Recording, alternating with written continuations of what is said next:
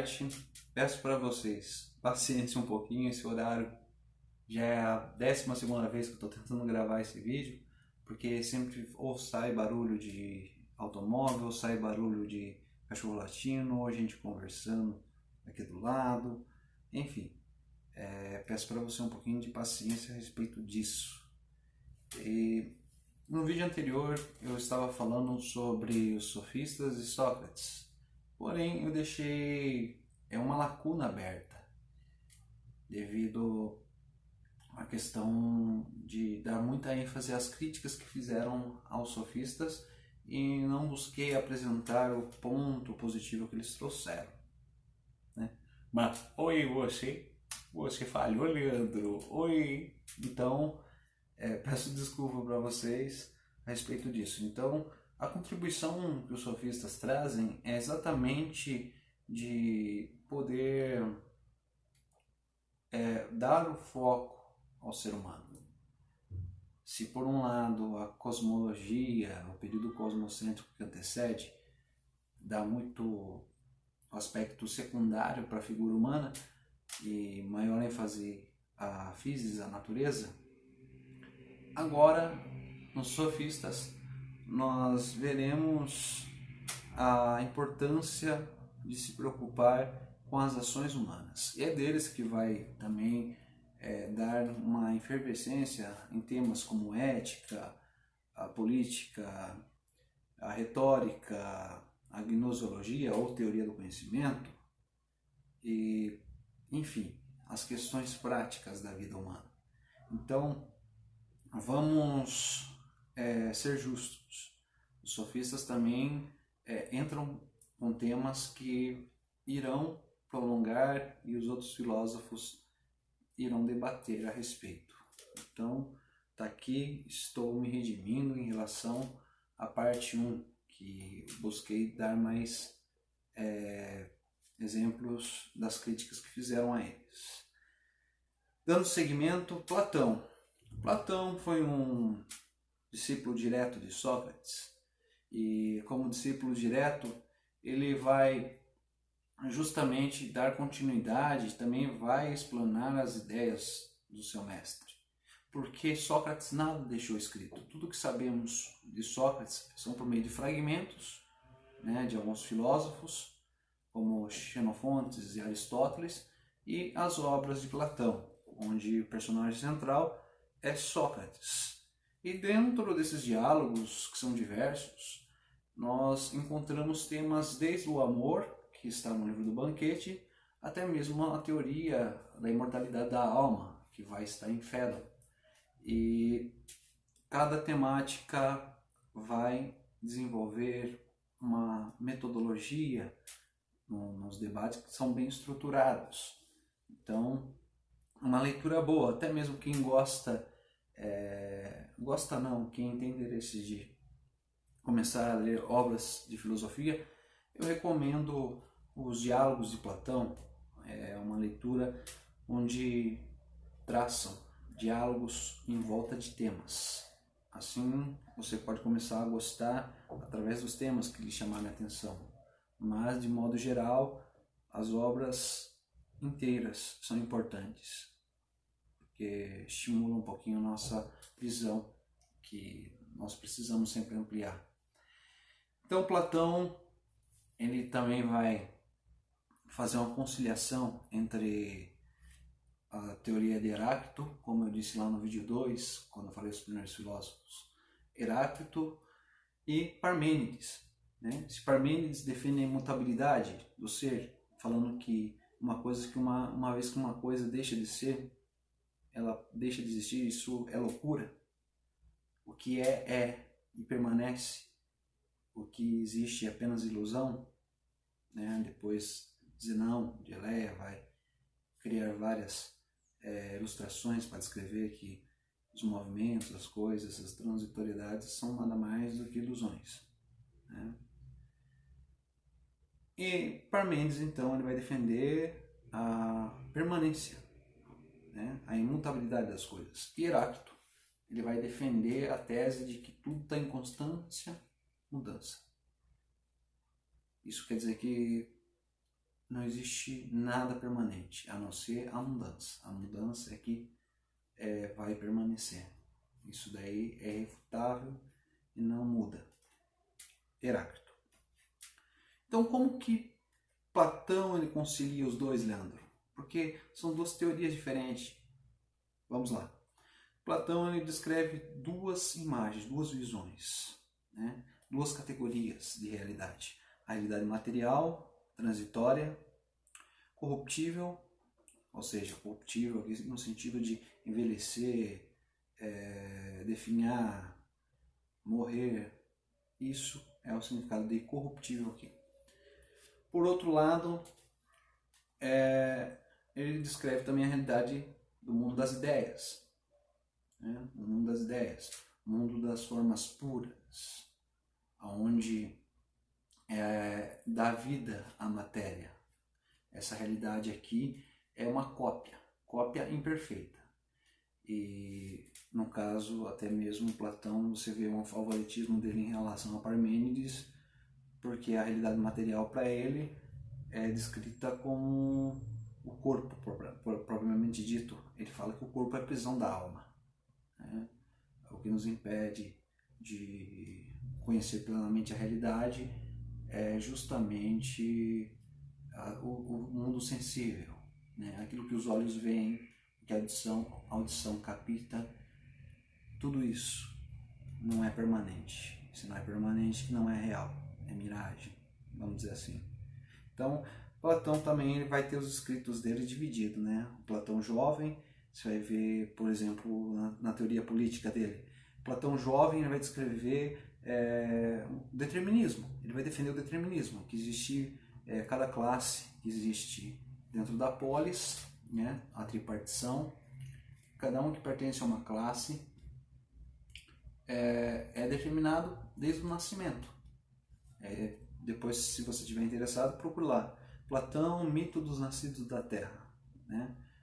Platão, mito dos nascidos da Terra, onde ele vai descrever que a essência, a alma, ele vai fazer uma analogia com uma pedra referente, né? Um mineral.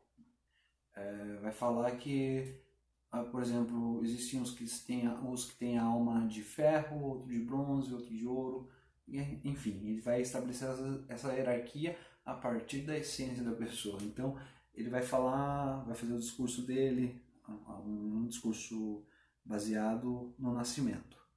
Já o Platão amadurecido, ele vai defender a tese de que a educação é que desenvolve as habilidades.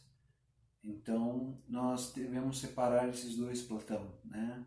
Platão, ele tem os seus períodos descritos que, com o passar das leituras que faz, você vai notando uma modificação, né? Então, é uma coisa importante. Platão, para ler Platão, nós precisamos primeiramente compreender em qual período ele está, qual referência ou escrito ele tem ali no tempo. Bem, então Platão ele vai descrever que o ser humano deve viver a virtude é viver de acordo com a razão, né? Buscando o desvanecer da ignorância e a busca da sabedoria. Até mesmo os conceitos éticos dele refere-se que na voz, né, na fala de Sócrates, o homem não é mau, né? O homem é ignorante, né? A ignorância leva o homem ao erro. Então, a sabedoria, ela purifica. Então, homem é bom, homem é mau? Para Platão, a questão é, o homem ele erra por questão de ignorância. Ele desconhece as suas ações, ele desconhece o que ele acha que é bom, o que é ruim, e por isso ele acaba errando. Ok? Vamos lá então em Aristóteles. Em Aristóteles, discípulo de Platão, ele vai entrar na escola platônica, vai absorver do mestre o conhecimento e, no entanto, ele acaba se divergindo do seu mestre. Assim como no decorrer da história a gente vai ver muitos discípulos se afastando dos seus mestres. não só na história da filosofia, mas na psicanálise, por exemplo, Jung, Freud, a gente vai observar um pouquinho dessa dinâmica que são muito parecidas. E Aristóteles, então, ele vai contrariar Platão, iniciando pela questão da busca do conhecimento. Tanto que é um desenho, né? Desenho não, uma pintura que apresenta Platão apontando para cima, indicando o mundo das ideias, e Aristóteles com a mão indicando a realidade, né? Então o conhecimento não começa de forma transcendental para Aristóteles, como Platão afirma, mas aqui. Então ele valoriza assim a busca por meio dos sentidos. Outra coisa que é bem oposta, Platão ele valorizava a geometria, né? Tanto que e Platão também tem muita influência de Pitágoras, né? Até a mesma questão da reminiscência da alma, o ciclo da alma, é baseada também na teoria pitagórica, que tem suas raízes também no orfismo. Então, o Aristóteles vai contrariar colocando no Liceu. Se Platão cria a academia, o Aristóteles ele cria o Liceu. No Liceu nós vemos mais um teor científico, né? Tipo animais fossilizados, pedras, rochas, né? Encontradas dentro do Liceu. E Aristóteles ele valoriza muito a questão da realidade sensível, enquanto Platão dá um certo desprezo em relação a isso.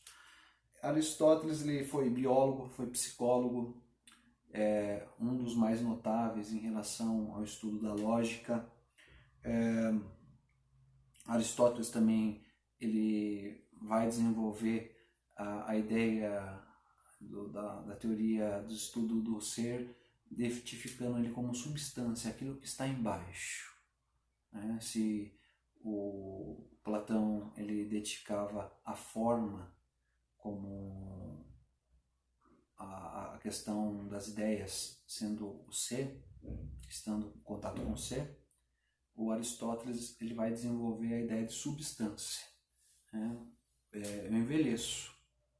Ele não faz a separação de duas realidades. Ele fala, eu envelheço, eu passo por um processo de transformação, mas o que eu sou internamente, isso não muda, né? O que me faz permanecer o que eu sou, isso não altera.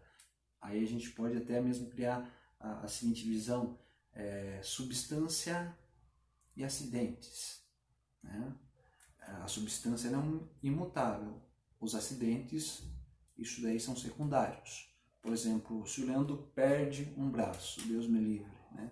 Deus me livre, oi, ué, eu não quero isso. O Leandro perde um braço, fico sem um braço.